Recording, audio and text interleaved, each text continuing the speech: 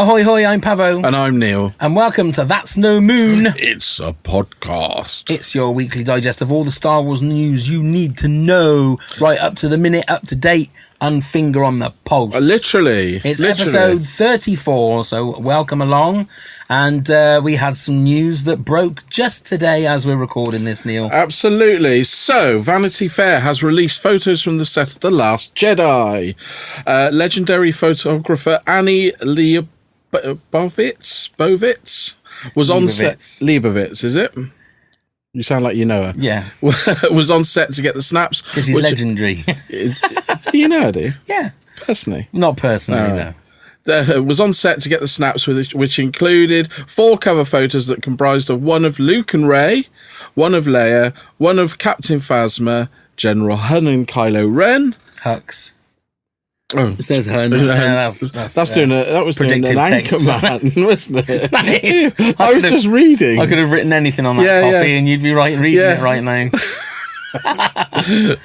My tiny nipples went to France. And Kylo Ren. And one of Finn, Poe, and Rose. Yeah, that is and right. BB-8, right, that's fine. Making sure.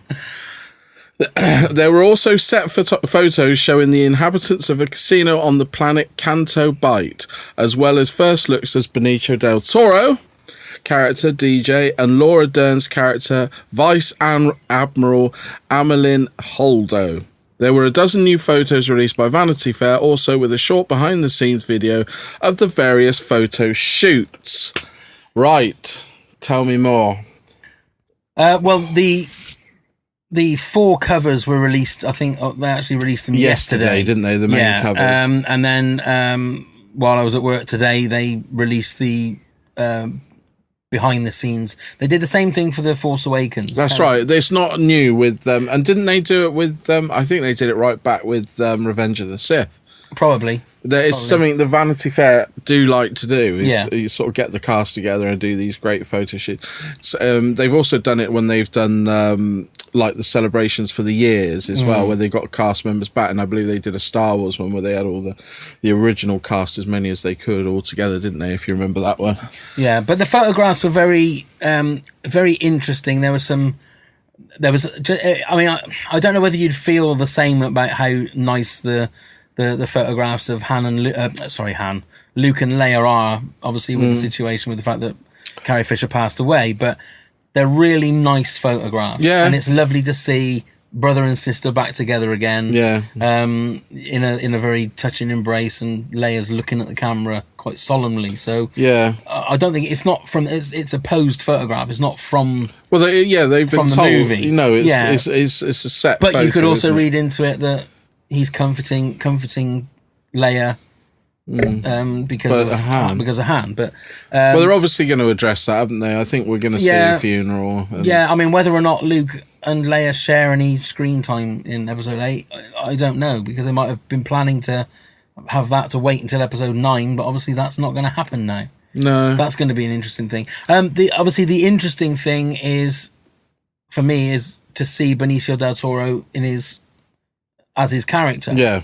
Because I think I, for one, thought that he was going to be some kind of Sith Lord in dark robes, and he's not. He's dressed more like a Han Solo type. Yeah, sort of pirate, sort of. Scoundrel kind of thing. And also Laura Dern's character with her pink rinse is a little bit sort of...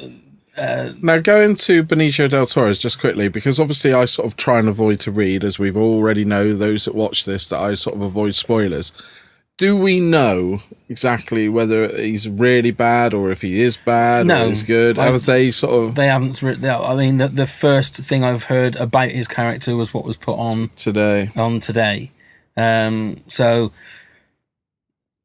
again, what they say there and what's going to actually be in the movie, again, can be two completely different things. Yeah, absolutely. So they're not going to tell you that he's bad, or that he might be somebody... He could be a spy for the First Order within the ranks of the not the rebellion, the resistance now, couldn't he? Yeah. Or, he could be Poe's best friend, or so he could take over from where Han Solo left off. He could have, but who knows? I mean, well, people. Well, somebody does. Somebody we always knows. say that, don't we? Always say that.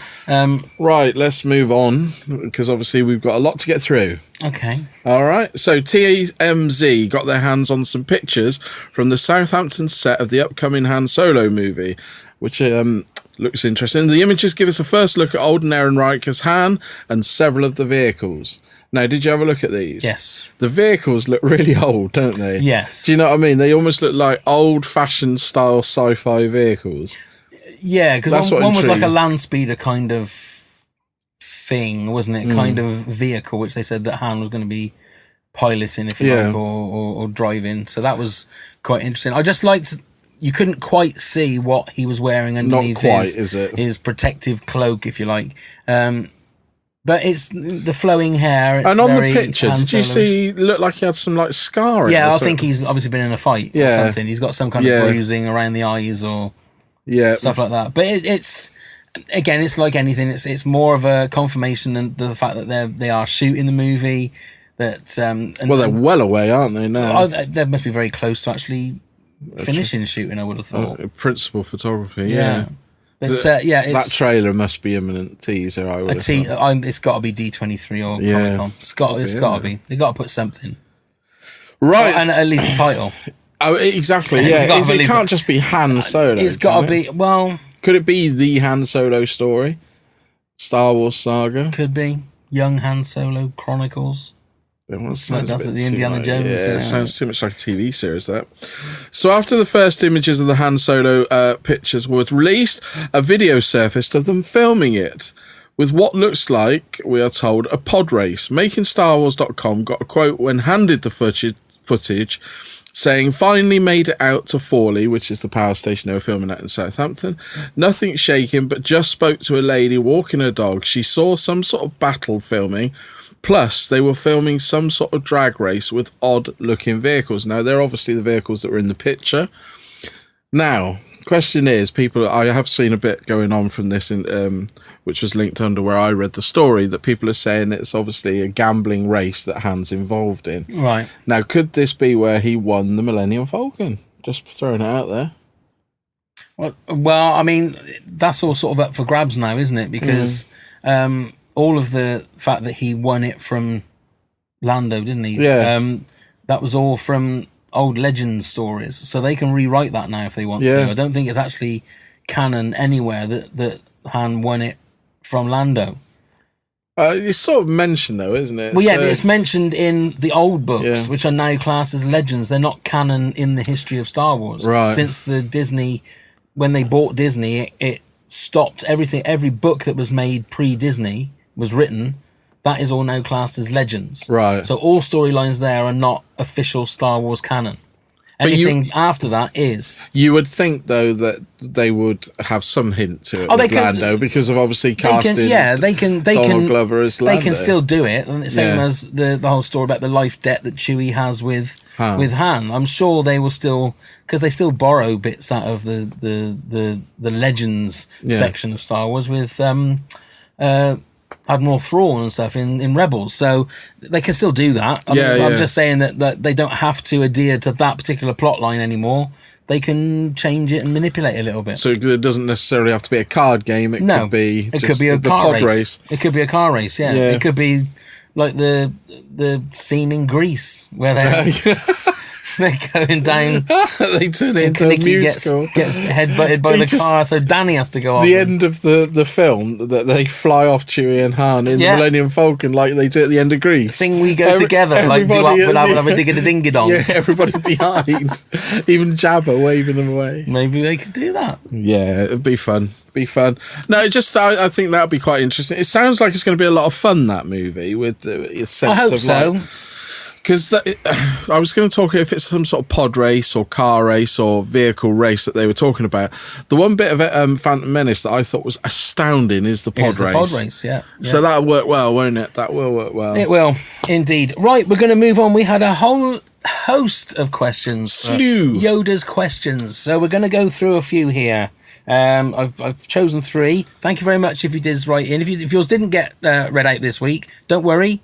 We may read them out next week. There's more weeks to come. Indeed, there is. So the worst one? The first one is from Mark P. Ah, hello, Mark. So it's a bit of a long one, so you need to just bear with me. Right, relax. And I will read it exactly as he wrote it. He says, right, here is my beef. When Luke and Han arrive on the Death Star, they go in disguise as Stormies, stormtroopers.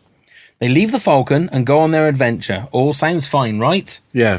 But when they change back after the trash compactor scene, OMG, they have their own boots and clothes. WTF. How did they run back to the Falcon, change their boots, run back to the trash compactor, then try and head back to the Falcon to escape? I need help. Maybe it's... I don't know, really. That's just... That's not a... They wouldn't have had their clothes on underneath their stormtrooper outfit. Or if they did, as Mark quite eloquently puts, they wouldn't have had their boots. No. So where would that... Unless they would have stowed it To be somewhere. fair, that's just a continuity error, isn't it? It is, but... I like the way he thinks, because he's thinking about things sort of slightly out of the box. Yeah. What happened to it? I mean, Jedi speed, they run mighty fast, don't they? Maybe Ben went and got it for him. Yeah, it's either that or they've stowed it somewhere safely that they know where it is and they can go back and go and get it.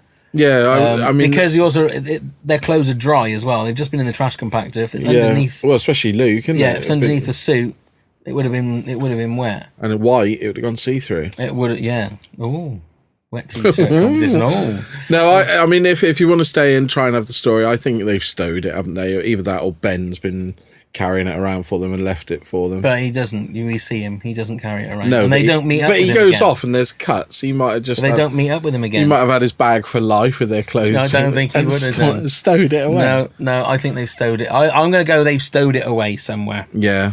That's what I'm going to say. So we hope we've answered that for you there, Mark. Victoria P said, what happened to Jar Jar? He became a senator, didn't he? Well, he did, but what happened to Jar Jar after that? He got happily married, had little Jar Jars. Well, I can actually answer this. Oh, really? It is now officially in canon. What happens to Jar Jar? Was it in a book? In the book, Star Wars Aftermath, Empire's End. Right. There are a couple of paragraphs where it mentions that Jar Jar, in his shame, was just basically going around the streets of Naboo, entertaining children. That's what he ended up being, like a joker, just on the streets of Naboo. Because people blamed him basically and thinking that the Gungans worked for the Empire or worked with the Empire. So he was basically shunned and poor Jar Jar, thought of as a clown and just a quick question to you. Do you think Jar Jar as a character is as bad as he's made out to be? He's not as bad as he's made out. He was definitely the scapegoat for the prequels. Yeah. Well, obviously, he appears briefly in Attack of the Clones, but that was because of the backlash. For Phantom Menace. But saying that, if you look at how clever the Force Awakens was with comedy and how well written it was, they didn't need a comedy figure, comedy relief to do that. I don't think that character was particularly needed. No. You know, I sort of feel sorry for him. I do. I feel sorry for Ahmed Best because he probably thought, this is it now. I'm gonna rule the world. But even as a character, I sort of think to myself, all right, he's a bit of a fool and an imbecile, but I don't find him any more annoying than C-3PO. No, that's true. That is true.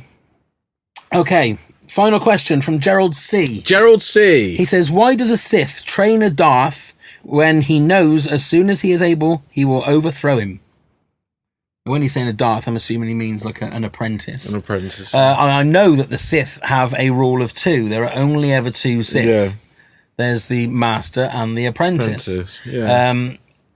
But from what I know about Sith philosophy, the whole point of being a Sith is to get as much power as you can. And I think... I'm sure it will be written somewhere as fact, but I'm pretty sure that a master is always expecting the apprentice will try and kill him. Yeah.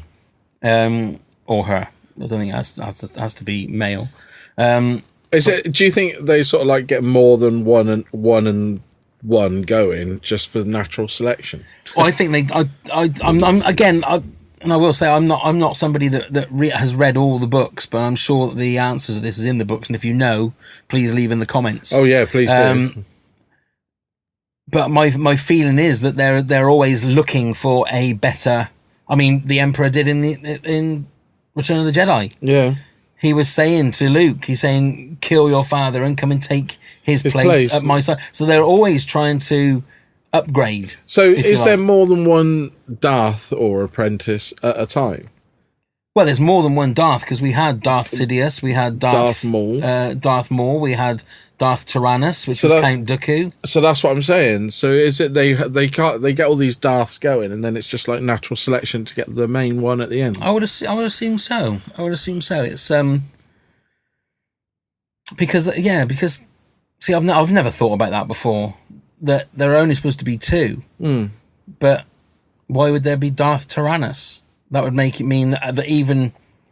Well, no, because Darth Tyrannus only turned up when Darth Maul was dead in Phantom Menace, wasn't he? So it's all very confusing. We can't give you a definitive answer for that one, Gerald, I'm afraid. No. But thank you very much for the question. But somebody must know. I would have thought somebody would know. There will be some boffin. Over to you, boffins. Boffins, yes, do leave a comment below when you answer that question. That'd be very interesting to know. When you do leave that answer, or ask us anything you like, if you've got any more questions for Ask Us Anything on Star Wars. Yes. Say that. Don't forget to press that like button, please. That's right, and you can come and subscribe to our channel. Just click on Boba Fett's head right up there, sometime either now or just before I just said that. And you can come and subscribe, and then when you do subscribe, just click on the bell icon and you can be notified every time we release a new video. Ooh, very exciting. So thank you very much for watching. There you go. That's episode 34. That's unbelievable. We're just 16 episodes away from our 50. 50. Hey. 50. There we go. We'll have to do something special for 50. Probably. Okay. Probably. Maybe not. But there you go. So thank you very much. I'm Pavo. And I'm Neil. And may the force be with you all. Ways.